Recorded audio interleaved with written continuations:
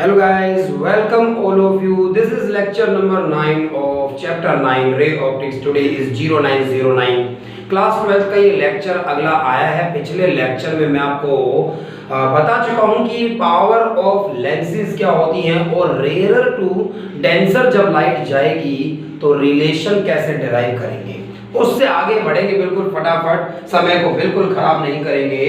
और आगे बढ़ते हुए मैं आपको बता दूं, जब लाइट डेंसर से रेयर जाती है तो रिफ्रैक्शन जो है वो जानना है हमें। Refraction on convex spherical surface, refraction on convex spherical surface.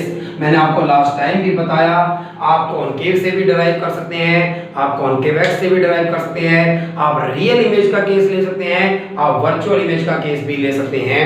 और refraction on convex spherical surface क्या होगा? Refraction on convex spherical surface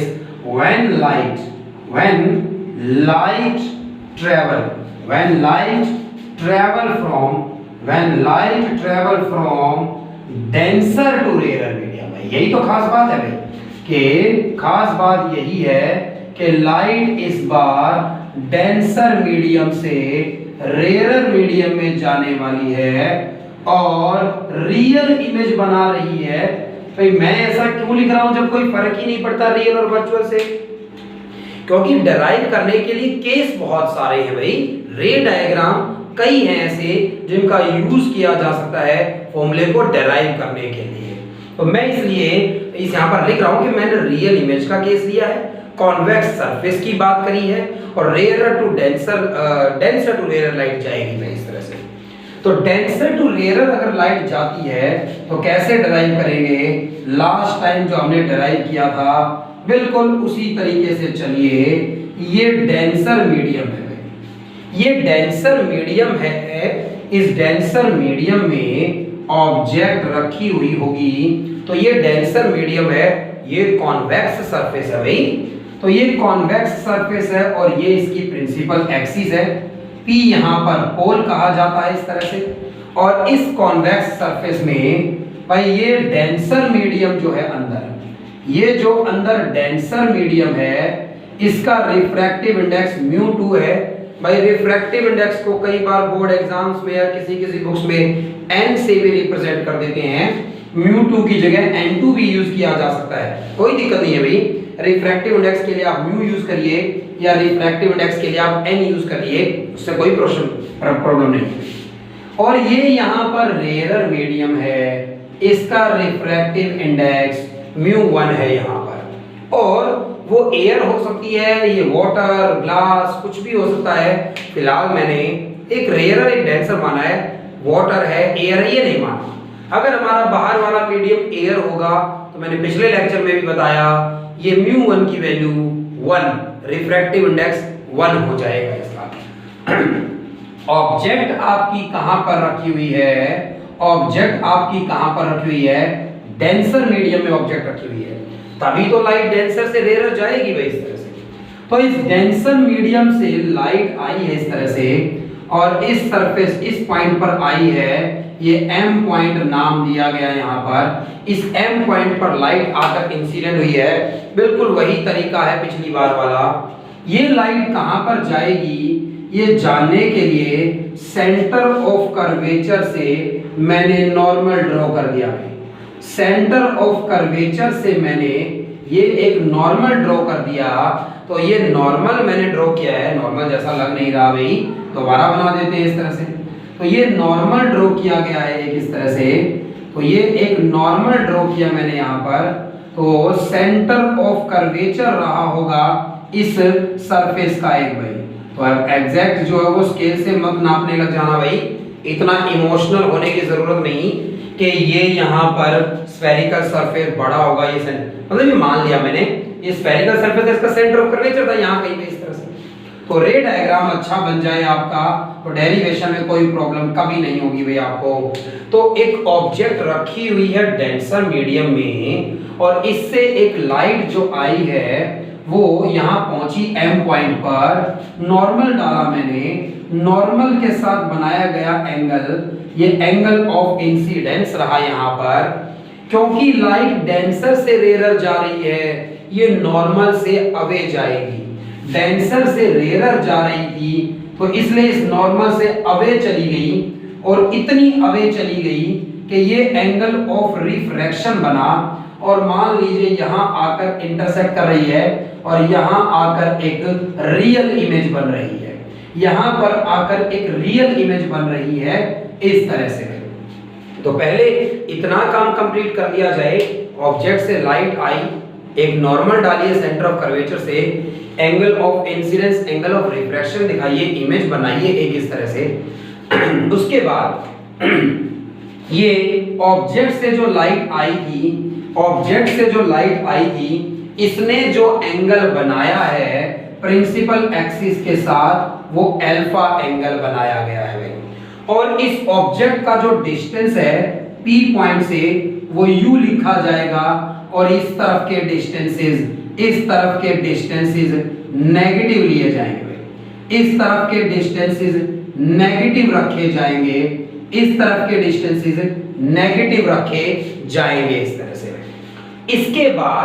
इसके बाद यहाँ पर जो ये इमेज बनी है, जाकर इस इमेज ने जो एंगल बनाया, इमेज वाली लाइट ने एंगल बनाया बीटा, बीटा एंगल बनाया, और इमेज का जो डिस्टेंस है P पॉइंट से, वो V कहा जा सकता है। जो डिस्टेंस कहा जा सकता है वो V कहा जा सकता है इस तरह से। उसके बाद जो लाइट सेंटर ऑफ कर्वेचर से गई है, इसने एक एंगल बनाया और उसे गामा कहा जा सकता है, और C का डिस्टेंस P से R होगा। इधर के डिस्टेंसेस में U और R नेगेटिव लिए जाएंगे, इस तरफ के डिस्टेंसेस में V पॉजिटिव लिया जाएगा। और इन सब के लिए आपको पता है, मैं ट्रिग्नोमेट्री लगाऊंगा, M पॉइंट से एक परपेंडिकुलर डाला गया है N पॉइंट पर है। तो M से एक परपेंडिकुलर डाला गया है, यहाँ N पॉइंट पर जितने भी डिस्टेंसेस N की टर्म्स में आएंगे वो MP में बदल दिए जाएंगे, क्योंकि ये दोनों बहुत ही क्लोज हैं। एक बार फिर अगर आपने ये रे डायग्राम बना लिया ठीक से, तो अब हम डेरिवेशन बड़े अच्छे से कर पाएंगे भाई। एक बार फिर स्टार्टिंग करी जाए कि एंगल ऑफ इंसिडेंस और एंगल ऑफ रिफ्रैक्शन की वैल्यू फाइंड आउट करेंगे। रब कर रहा हूं ऊपर से, हम ऊपर से स्टार्ट करेंगे, काफी स्पेस की जरूरत होगी हमें। तो आपको इतना क्लियर है अगर रे डायग्राम, तो देखिए एंगल ऑफ इंसिडेंस किसी ट्रायंगल में का पार्ट होना चाहिए।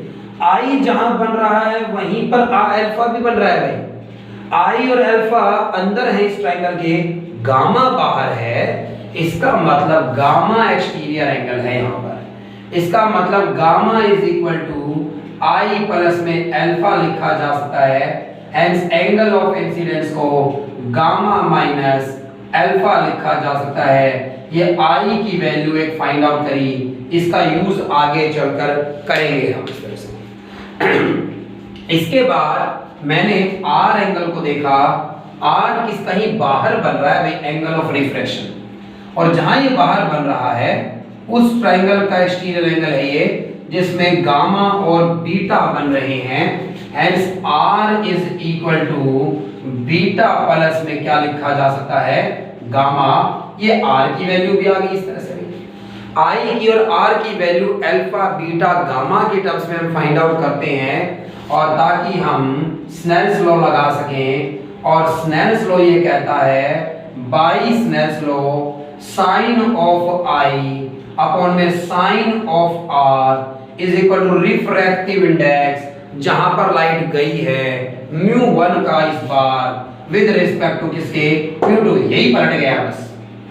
स्मॉल एंगल्स की बात कर रहे हैं, इसलिए साइन आई को, साइन आर को near equal to i upon r लिख सकते हैं, इक्वल टू μ1 अपॉन में μ2 लिख सकते हैं। और क्रॉस मल्टीप्लिकेशन से आई मल्टीप्लाई में μ2 बराबर आर मल्टीप्लाई में μ1 लिखा जा सकता है। और यहाँ पर वैल्यूज रखी जा सकती हैं आई की और आर की। आई की वैल्यू μ2 के अंदर गामा माइनस अल्फा है, और आर की वैल्यू यहाँ पर बीटा प्लस गामा है, इसे इक्वेशन नंबर 1 नाम दीजिए। अल्फा बीटा गामा की वैल्यू यहाँ लाकर पुट कर दीजिए। डेरिवेशन बहुत ही आसान है भाई रे डायग्राम बनने के बाद में। अब रे डायग्राम ये कहता है अल्फा की वैल्यू किस ट्राइंगल में है, MNO में है। Alpha nearly equal to 10 alpha लिखा जाए और परपेंडिकुलर MN अपॉन में ON बेस लगाया जाए। MN तो MN रहेगा, N वाले सारे डिस्टेंस P तक पहुंचा दिए जाएंगे तो OP बन जाएगा। और इसके बाद बीटा की वैल्यू 10 बीटा लगाइए, ट्राइंगल देखिए भाई, बीटा ये है, MN हर एक में आएगा, MN परपेंडिकुलर तो MN और I, अल्फा के लिए MNO, गामा के लिए MNC। तो भाई ऐसा है 10 गामा बीटा परपेंडिकुलर MN और अपॉन में NI, और वही MN अपॉन में N को P में बदलकर PI कर दीजिए। और ऐसा कर दिया गया तो भाई gamma is equal to 10 gamma और is equal to perpendicular MN upon में NC, और वही यहाँ पर MN अपॉन में इस N को P कर दीजिए, PC लिखा जा सकता है। तो अल्फा बीटा गामा की इस तरह की वैल्यूज आपने फाइंड आउट कर ली, और इस तरह की इन वैल्यूज को आप फर्स्ट इक्वेशन में लाकर पुट कर दीजिए। भाई यहाँ पर ये फर्स्ट इक्वेशन थी, इस फर्स्ट इक्वेशन में पुट करेंगे लाकर इन तीनों को।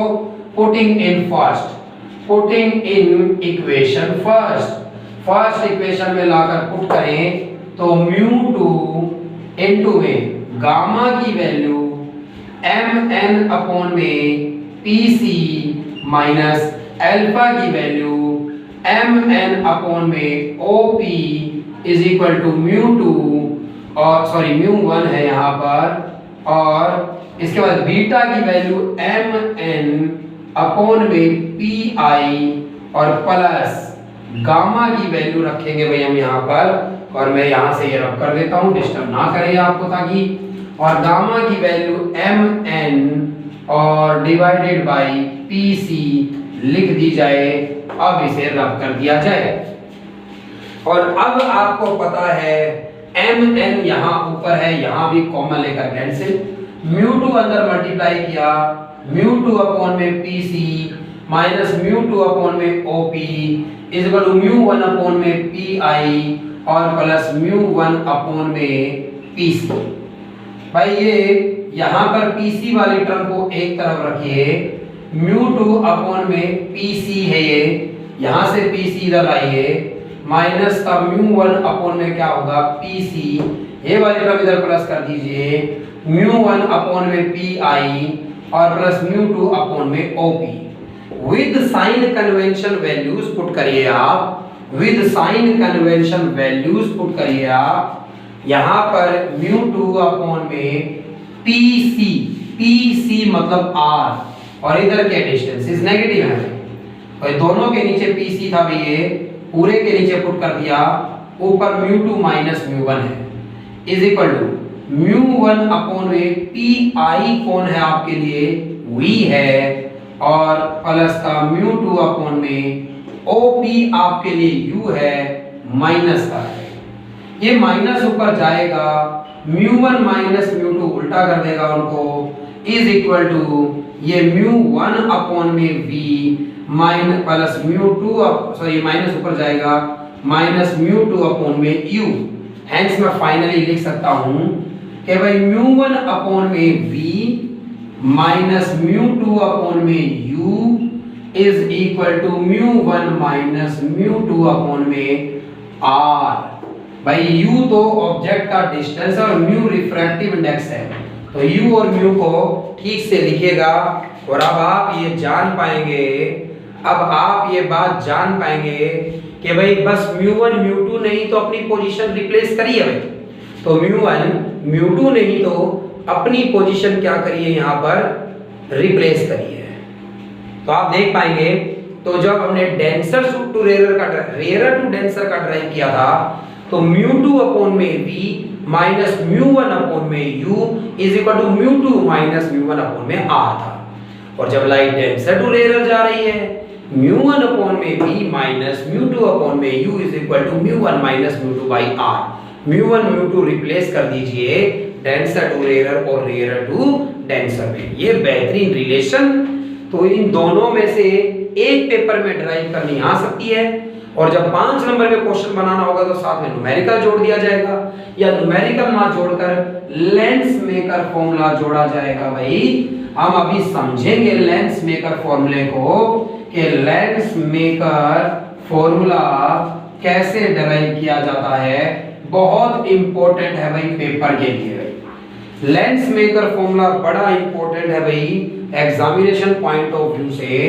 तो रेयरर टू डेंसर की डेरिवेशन कर ली जाएगी, डेंसर टू रेयरर को सिमिलरली करके लिख लिया जाएगा, और इन दोनों रिलेशंस का यूज करना है लेंस मेकर फॉर्मूला डिराइव करने के लिए। तो ऐसा जब हम करेंगे तो आप समझ पाएंगे कि 5 नंबर का क्वेश्चन कैसा पूछा जाता है एग्जाम्स में। तो भाई यहाँ पर मैं आपको लेंस मेकर फॉर्मूला की बात करवाने वाला हूँ। भाई दो अलग अलग बातों को मिक्स ना कर दें कोई भी। लेंस फॉर्मूला होता है 1/v minus 1/u equals to 1/f, वो लेंस फॉर्मूला है। और लेंस मेकर फॉर्मूला का मतलब जब कभी आप अपनी आईज चेक कराने गए हैं तो उसने आपको, ऑप्टिकल वाले ने या डॉक्टर ने आपकी आईज चेक करने के बाद आपको 1 दिन का समय दिया कि भाई 1 दिन बाद चश्मा ले जाइए, क्योंकि जिस नंबर का, जिस पावर का, जिस फोकल लेंथ का लेंस आपके लिए यूज किया जाएगा जरूरी नहीं वो ऑलरेडी रेडी हो, और वैसे उस पावर का, उस फोकल लेंथ का लेंस लगाना है तो उसे बनाया जाएगा और लेंस मेकर फॉर्मूले का यूज किया जाएगा कि जिस मटेरियल से बनाया जा रहा है उसका रिफ्रैक्टिव इंडेक्स पता है, और तो उसके कर्वेचर कैसे हो, रेडियस ऑफ कर्वेचर कैसे हो कि वो डिजायर्ड फोकल लेंथ का, डिजायर्ड पावर का लेंस बनकर काम कर सके। भाई तो लेंस मेकर फॉर्मूला लेंस बनाने के यूज आता है, और लेंस फॉर्मूला तो 1/v 1/u और 1/f मतलब इनमें रिलेशन बताता है इस तरह से। तो लेंस मेकर फॉर्मूले की बात आई है तो इसे कैसे डिराइव करेंगे। एक लेंस कंसीडर करिए भाई, और ये लेंस कौन सा लेंस भाई, कॉन्वेक्स लेंस कंसीडर किया। 2 सरफेसेस हैं इसके, एक इधर सरफेस है एक इधर भी सरफेस है। इस तरह से ये प्रिंसिपल एक्सिस भाई इस तरह से सीधी होनी चाहिए, सीधी नहीं बनी थी मैंने दोबारा कर दी। तो इस तरह से ये प्रिंसिपल एक्सिस भाई इस तरह से, और इस प्रिंसिपल एक्सिस की जब बात कर रहे हैं हम तो मैंने ये कहा मान लो ये इसका सेंटर है C, और एक ऑब्जेक्ट कोई यहां रखी हुई है इस तरह से O। ये इस पहले सरफेस पर लाइट आई है, तो लाइट इस पहले सरफेस पर इंसिडेंट हुई है। तो जब ये पहले सरफेस पर लाइट इंसिडेंट हुई है तो लाइट रेयरर से डेंसर जा रही है। भाई बाहर जो है ना रेयरर मीडियम है जिसका रिफ्रैक्टिव इंडेक्स μ1 है, लेंस एक डेंसर मीडियम है, ग्लास है जिसका रिफ्रैक्टिव इंडेक्स μ2 है, और यहां फिर से एयर आ जाती है, रेयरर मीडियम है जिसका रिफ्रैक्टिव इंडेक्स दोबारा से μ1 है। तो लाइट पहले रेयरर से डेंसर में जाती है, फिर डेंसर से रेयरर आ जाती है। और जब लाइट रेयरर से डेंसर गई है यहाँ पर इस तरह से, तो लाइट जब यहाँ रेयरर से डेंसर गई है इस तरह से, तो रेयरर से डेंसर जाते वक्त ये लाइट की, इसके लिए रिलेशंस जानेंगे। पहले सरफेस पर जब ये लाइट आई है तो पहला सरफेस ये ऐसे घूम रहा है, इस पहले सरफेस का यहाँ कहीं हो सकता है रेडियस ऑफ कर्वेचर हो, इसे R1 नाम दिया गया है। कहने का मतलब ये 2f1 है, तो यहाँ पर ये 2f1 है, एक सेंटर ऑफ कर्वेचर होगा इस वाले सरफेस का जिसे 2f नाम देते हैं। तो यहाँ से ये C1 सेंटर ऑफ कर्वेचर है, C1 इस पहले वाले सरफेस का है। ये पहला सरफेस है भाई, इधर फर्स्ट सरफेस है और ये दूसरे वाला सेकंड सरफेस है। तो पहले सरफेस पर लाइट जब आई है तो इस पर एक नॉर्मल डाला जाए, अगर यहाँ से इस सेंटर ऑफ कर्वेचर से अगर ये एक नॉर्मल डाला ड्रॉ किया जाए भाई, तो इस तरह का एक नॉर्मल ड्रॉ किया जाए अगर यहाँ से, तो ये नॉर्मल जब ड्रॉ किया गया है, ये लाइट रेयरर से डेंसर जा रही है तो टुवर्ड्स नॉर्मल बेंड हो गई होगी। तो ये लाइट टुवर्ड्स नॉर्मल बेंड हुई होगी, जिसे प्रोड्यूस कर कर देखा जाए तो ये यहाँ कहीं आकर इमेज बना लेती है। इस तरह से यहाँ कहीं आकर क्या बन जाती, एक इमेज बन जाती, और ये ऑब्जेक्ट का डिस्टेंस हुआ u, और जहां जाकर ये इमेज बनने वाली थी वो डिस्टेंस होता v। अगर वहां पर इमेज नहीं बन पाएगी भाई, तो अगर यहाँ इमेज बनती तो लाइट रेयरर से डेंसर गई है पहले सरफेस पर।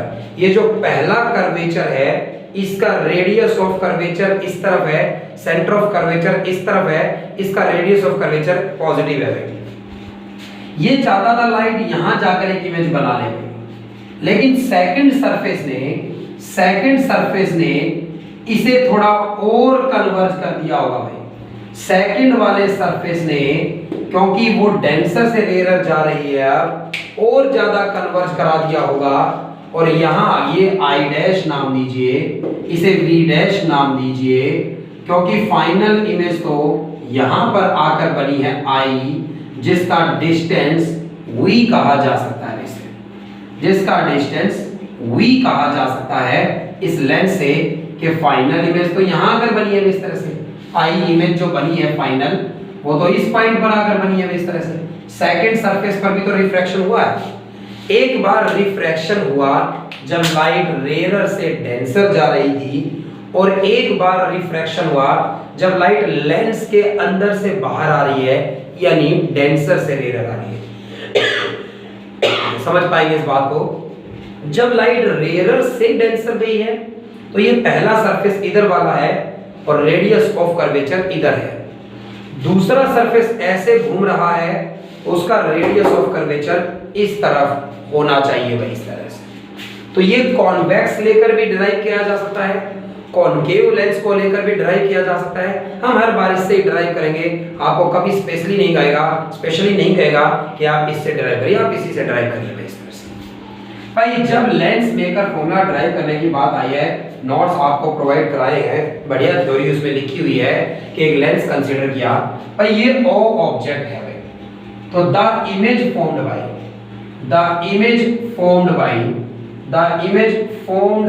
After refraction, the image formed after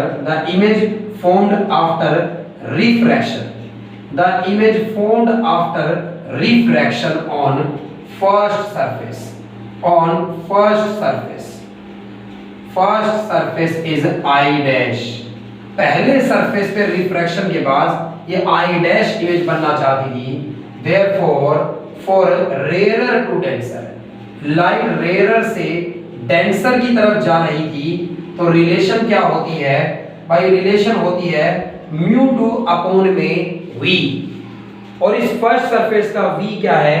v dash, μ2 upon में v डैश माइनस μ1 अपॉन में u, ये ऑब्जेक्ट इसके लिए u है, is equal to μ2 minus μ1 upon में r, और इस पहले सरफेस का r उस तरफ है, r1 नाम दीजिए। हो सकता है अगर ये बाई कॉन्वेक्स लेंस है, या क्वेश्चन में कहा जाए कॉन्वेक्स लेंस है सिंपल, तो दोनों सरफेस सेम होंगे, दोनों का रेडियस ऑफ कर्वेचर सेम होगा, r1 r2 r होंगे।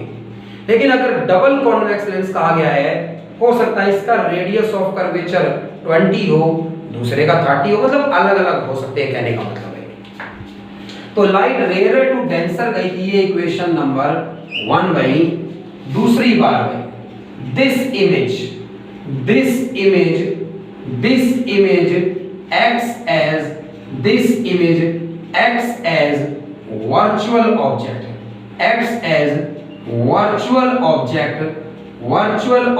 for surface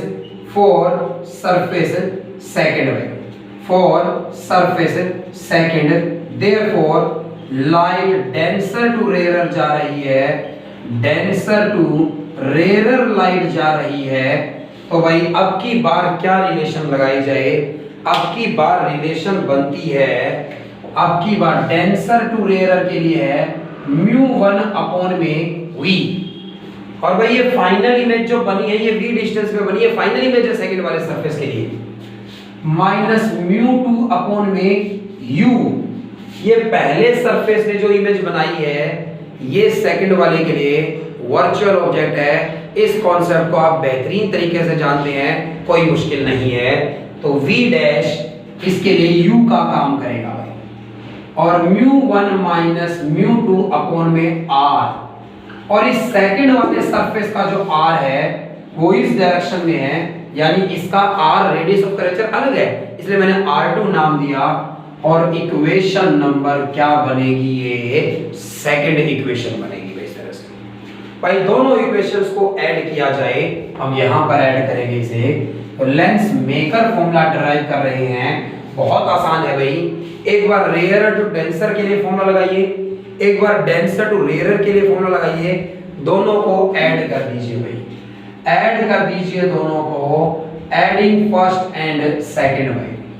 भाई यहां पर ये पॉजिटिव है μ2 बाई v डैश और यहां नेगेटिव है μ2 बाई v डैश।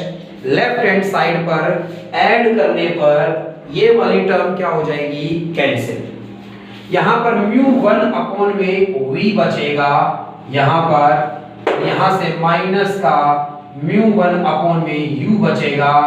भाई यहां से μ2 माइनस μ1 कॉमन ले लिया जाए, μ2 माइनस μ1 कॉमन ले लिया जाए, यहां से 1 बाई r1 बचेगा।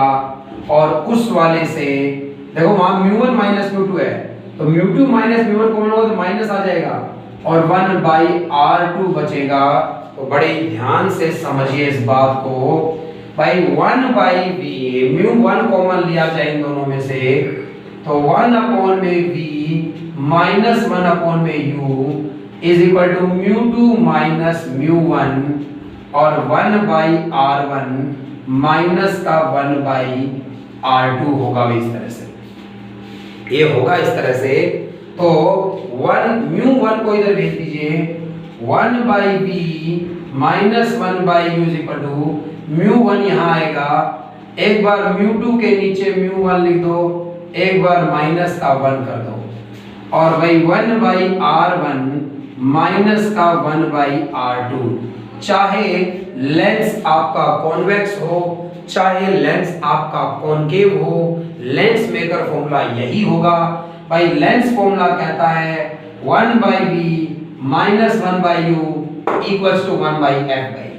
तो ये जो लेंस है इसकी फोकल लेंथ कितनी होनी चाहिए, जो आप लेंस बनाना चाहते हैं किसी चश्मे के लिए, तो फोकल लेंथ उसकी कितनी होनी चाहिए वो पावर पे डिपेंड करता है।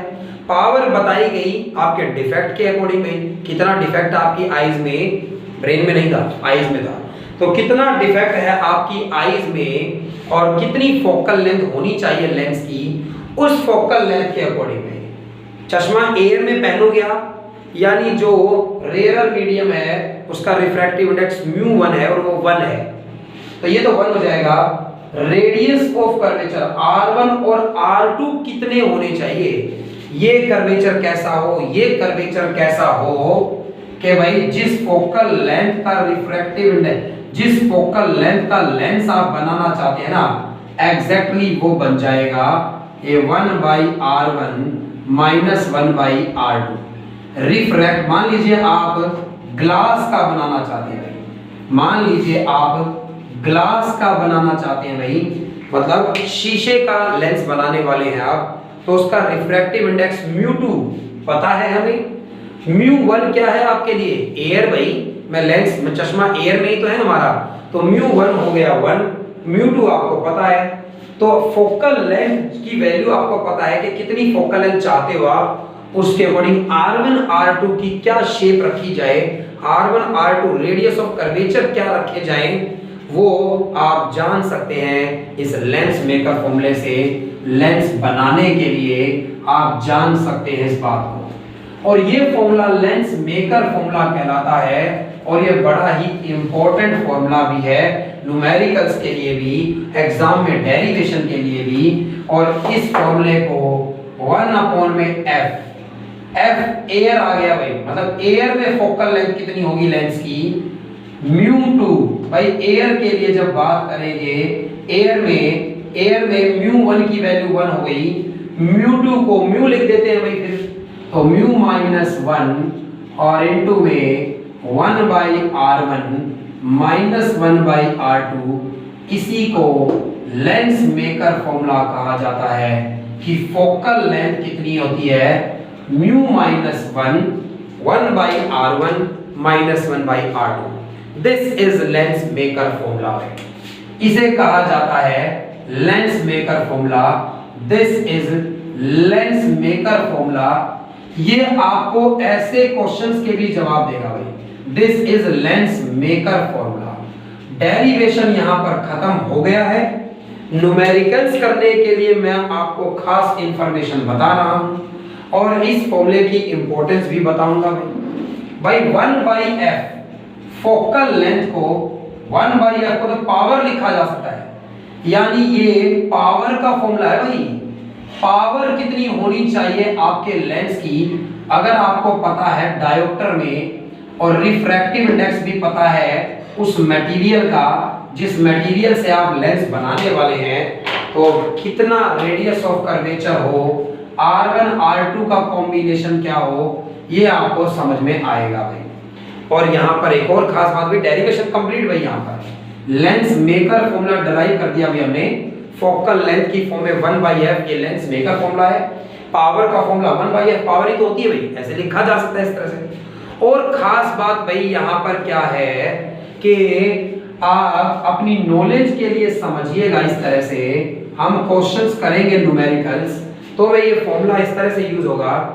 अगर ये फॉर्मूला, यही फॉर्मूला कॉन्वेक्स के लिए और यही फॉर्मूला कॉनकेव के लिए लगेगा, लेकिन अगर बात कॉन्वेक्स की हो रही है, कॉन्वेक्स लेंस की बात हो रही है, ऐसा होता है, इधर होता है R1 जो कि पॉजिटिव होगा, इधर होता है R2 जो कि नेगेटिव होगा। अगर कॉन्वेक्स की बात हो रही है तो R1 पॉजिटिव होगा, R2 नेगेटिव होगा साइन कन्वेंशन में।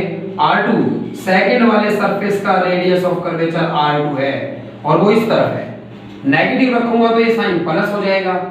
ये तो पॉजिटिव ही है भाई, 1 से ज्यादा ही होगा म्यू लेंस का, और ये पॉजिटिव हो गया। फोकल लेंथ कैसी आई, पॉजिटिव, पावर कैसी आई, पॉजिटिव।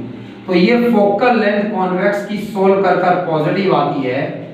और अगर कॉनकेव लेंस है तो कॉनकेव लेंस में पहला सरफेस इधर है भाई, पहला सरफेस इधर घूम रहा है, तो पहला सरफेस किस तरफ है, तो कॉनकेव का R1 नेगेटिव है और कॉनकेव का R2 कैसा है, पॉजिटिव है भाई। और ऐसा है तो ये R1 नेगेटिव, R2 पॉजिटिव, ये आंसर नेगेटिव आएगा। पावर नेगेटिव आएगी, फोकल लेंथ नेगेटिव आएगी कॉनकेव के लिए, ध्यान रखिएगा भाई। और ऐसे क्वेश्चंस का जवाब कैसे देंगे भैया, अगर मैंने एक ऐसे मीडियम में रख दिया जिसका रिफ्रैक्टिव इंडेक्स लेंस के रिफ्रैक्टिव इंडेक्स से ज्यादा है, तो ये फॉर्मूला μ2/μ1 था ना एक्चुअल में। अगर ऐसे मीडियम में रख दूं, एक लिक्विड में डाल दिया कॉन्वेक्स लेंस को, जिस लिक्विड में रिफ्रैक्टिव इंडेक्स लेंस के रिफ्रैक्टिव इंडेक्स से भी ज्यादा है। वैसे तो कॉन्वेक्स की फोकल लेंथ पॉजिटिव होती है, पावर पॉजिटिव होती है, कन्वर्जिंग नेचर का होता है, लेकिन अगर अपने से ज्यादा डेंसर मीडियम में डाल दूं, μ1 बड़ा हो गया μ2 से, ये वैल्यू 1 से छोटी हो गई, यहां से आंसर नेगेटिव बचेगा। कॉन्वेक्स में ये हिस्सा पॉजिटिव था लेकिन अब ये नेगेटिव आ रहा है, तो फोकल लेंथ नेगेटिव हो गई, कॉन्वेक्स डाइवर्जिंग हो जाएगा नेचर में अगर अपने से ज्यादा डेंसर मीडियम में डाल दिया जाए। अगर बराबर में डाल दिया जाए तो जो इसका रिफ्रैक्टिव इंडेक्स है वही इसका हो जाए, तो ये कट कर 1 हो गए, 1 - 1 0, फोकल पावर 0 हो जाएगी सारी, मतलब फोकल लेंथ इनफाइनाइट हो जाएगी, मतलब वो सिंपल ग्लास प्लेट की तरह हो जाएगा। पैरेलल आने वाली लाइट पैरेलल ही चली जाएगी, ना कन्वर्ज होगी ना डाइवर्ज होगी, लेंस डिसअपीयर हो जाएगा भाई। और ऐसे ही इस क्वेश्चन से, इस फॉर्मूले से जवाब दिया जा सकता है कि अगर कॉन्वेक्स और कॉनकेव अपने से ज्यादा डेंसर मीडियम में डाल दिए जाएं तो इस फॉर्मूले से उनकी फोकल लेंथ बदल जाएगी, पॉजिटिव है तो नेगेटिव हो जाएगी, नेगेटिव थी तो पॉजिटिव, नेचर पलट जाएंगे भाई। इसके अलावा किसी मीडियम को एयर में रखा हुआ है लेंस तो कुछ फोकल लेंथ है उसकी, पानी में रख दिया जाए वो लेंस तो उसकी फोकल लेंथ चेंज हो जाएगी और वो यही फॉर्मूला बताएगा भाई। μ2 लेंस का है रिफ्रैक्टिव इंडेक्स, μ1 मीडियम का है रिफ्रैक्टिव इंडेक्स। मैंने एयर के लिए स्पेशली μ1 को 1 कर दिया तो इस तरह से देख पाएंगे भैया। क्वेश्चंस को किस तरह से सॉल्व किया जाएगा लेंस फॉर्मूले पर जानने की कोशिश करते हैं भाई। तो कुछ न्यूमेरिकल्स हैं लेंस फॉर्मूले पर, तो लेंस मेकर फॉर्मूले पर कैसे न्यूमेरिकल पूछे जाएंगे मैं आपसे बात करता हूं। The radius of curvature of each face of a biconcave lens. पहले ही बात तो पेपर क्वेश्चन में क्या कह रहा है, बाइकॉन्केव लेंस भाई डबल कॉन्केव लेंस कहेगा तो R1 R2 होंगे, अलग अलग वैल्यू होगी। बाइकॉन्केव लेंस कह दिया या बाइकॉन्वेक्स लेंस कहा है तो मतलब R1 और R2 मैग्नीट्यूड में क्या है, इक्वल है भाई। Biconcave lens the radius of curvature of each face of a biconcave lens is 30 centimetre भाई। तो R1 और R2 दोनों 30 सेंटीमीटर हैं भाई। कॉनकेव है, कॉनकेव तो ऐसा होता है, ये पहला सरफेस इधर घूम रहा है, इधर तो नेगेटिव होती है डायरेक्शन, R1 इसलिए माइनस का 30 सेंटीमीटर है। इसका सेकंड सरफेस इधर है, R2 उस तरफ बनेगा, पॉजिटिव लिया जाएगा और R2 की वैल्यू भी 30 सेंटीमीटर गिवन है क्योंकि ये बाइकॉन्केव है ना, बराबर है दोनों, लेकिन वो पॉजिटिव है भाई, 30 सेंटीमीटर पॉजिटिव में है। रिफ्रैक्टिव इंडेक्स इस ग्लास का 1.5 दिया गया है, एयर में रखा हुआ है। The radius of curvature of each face of a biconcave lens made of glass is 1.5 इसका refractive index, radius of curvature दोनों इक्वल है। फोकल लेंथ इन एयर बताइए, calculate focal length in air, air में focal length बताइए, यानी μ1 तो 1 हो गया एयर में, μ2 की वैल्यू गिवन है ये आपको। और भाई आप लगाएंगे lens maker formula 1/f is equal to ये μ2 अपॉन में μ1 होता है, एयर में ये 1 हो गया तो इसको μ2 की बजाय खाली μ लिख दिया, μ minus 1/r1 minus 1/r2। Focal length कितनी होगी 1.5 माइनस 1। सबसे इंपॉर्टेंट बात तो साइन कन्वेंशंस की है, पहले ही ऊपर लिख लेना, कोई गलती नहीं होगी। पहला रेडियस ऑफ कर्वेचर माइनस का 30 है, दूसरे वाला प्लस का 30 है, तो भाई 1/f is equal to 0.5 into भाई ये माइनस ऊपर जाएगा, माइनस 1/30 माइनस 1/30 माइनस 2/30 माइनस 1/15 भाई, और 1/f था तो f is equal to reciprocal करो माइनस 15 अपॉन में 0.5 भाई, डेसिमल हटाऊंगा तो 10 होगा ऊपर, 5 3 जा 15 और फोकल लेंथ माइनस 30 सेंटीमीटर है। तो 5 3 जा 15 और माइनस 30 सेंटीमीटर फोकल लेंथ होगी। इस केस में इसमें नेगेटिव आई है क्योंकि कॉनकेव है, कन्वर्जिंग है, और ये इस लेंस की क्या होगी, फोकल लेंथ रही होगी। तो यहाँ रेडियस ऑफ कर्वेचर की तरह नहीं कर सकते भाई, मिरर की तरह कि रेडियस ऑफ कर्वेचर जितना दिया उसका आधा कर दें, ऐसा नहीं करेंगे भाई। देख रहे हैं आप R भी 30 है दोनों का और फोकल लेंथ भी 30 आई है इस तरह से। तो जो 2f होता है लेंस में, वो रेडियस ऑफ कर्वेचर नहीं है, वो लेंस के लिए अलग से लिखा गया है फोकल लेंथ के अकॉर्डिंग। रेडियस ऑफ कर्वेचर तो सरफेस का और आगे होता है भाई। एक और क्वेश्चन देखिएगा भाई, the radii of curvature of faces of a double convex lens. एक डबल कॉन्वेक्स लेंस है, यानी कॉन्वेक्स लेंस है और दो सरफेस होते हैं भाई, तो डबल है, और radius of curvature 10 centimetre and 15 given है। Radius of curvature 10 centimetre and 15 centimetre given है। तो भाई ये कॉन्वेक्स तो ऐसा होता है भाई, पहला सरफेस किधर घूमेगा तो R1 पॉजिटिव होता है और दूसरा सरफेस किधर घूमेगा तो R2 नेगेटिव होता है। यही तो ध्यान रखना है कॉनकेव कॉन्वेक्स में। लेंस फार्मूला दोनों के लिए सेम है, एक ही फार्मूला दोनों के लिए लगेगा, लेकिन साइन कन्वेंशन देख ले भाई, R2 नेगेटिव होगा। फोकल लेंथ अगर इस लेंस की 12 सेंटीमीटर है तो फोकल लेंथ 12 है, और साइन कन्वेंशन ध्यान रखिए भाई, कॉन्वेक्स की पॉजिटिव होती है फोकल लेंथ में। तो आपको रिफ्रैक्टिव इंडेक्स की वैल्यू फाइंड आउट करनी है। 1/f is equal to mu minus 1 1/r1 minus 1/r2 भाई। इस तरह से फोकल लेंथ 12 सेंटीमीटर है, म्यू फाइंड आउट करना है, r1 10 है, r2 माइनस 15 है और म्यू माइनस 1 और ये प्लस हो जाएगा तो 10 प्लस 15 25 होगा अपॉन में 10 इंटू 15। भाई ये कैलकुलेशन आप कर सकते हैं, ऐसे इमोशंस ना दिखाएं कि सर कैलकुलेशंस नहीं कर रहे, आप कर सकते हैं। 5 5 जा 25, 5 3 जा 15, 5 2 जा 10, 6 6 2 जा 12। 1/12 is equal to mu minus 1 और यहाँ से 1/6 बचा था भाई, 6 2 जा 12। Mu minus 1 is equal to 1/2, mu is equal to 3/2, mu is equal to 1.5 refractive index था भाई इसका। तो इस तरह के बहुत सारे न्यूमेरिकल्स आप लेंस मेकर फॉर्मूले पे कर सकते हैं, कर पाएंगे आप। कोई भी प्रॉब्लम होने पर पूछेंगे आप मुझसे, तो अगला लेक्चर जब लेकर आएंगे हम तो बहुत सारे और इम्पोर्टेंट न्यूमेरिकल्स लेकर आऊंगा मैं, लेंस मेकर फॉर्मूले पर, रिफ्रैक्शन पर और लेंस और मिरर को जोड़कर पूछे जाने वाले इंपॉर्टेंट क्वेश्चंस के साथ आएंगे, जहां ऑब्जेक्ट के साथ उसकी इमेज उसे कोइंसाइड करती है और बहुत इंपॉर्टेंट न्यूमेरिकल्स आपसे पूछे जा सकते हैं। एनसीईआरटी के हैं, 10 ईयर के हैं, बड़े इंपॉर्टेंट क्वेश्चंस। तो अब तक गाइस पढ़िए, मेहनत करिए, कल संडे टेस्ट है आपका, अच्छी तैयारी करिए। Thanks guys.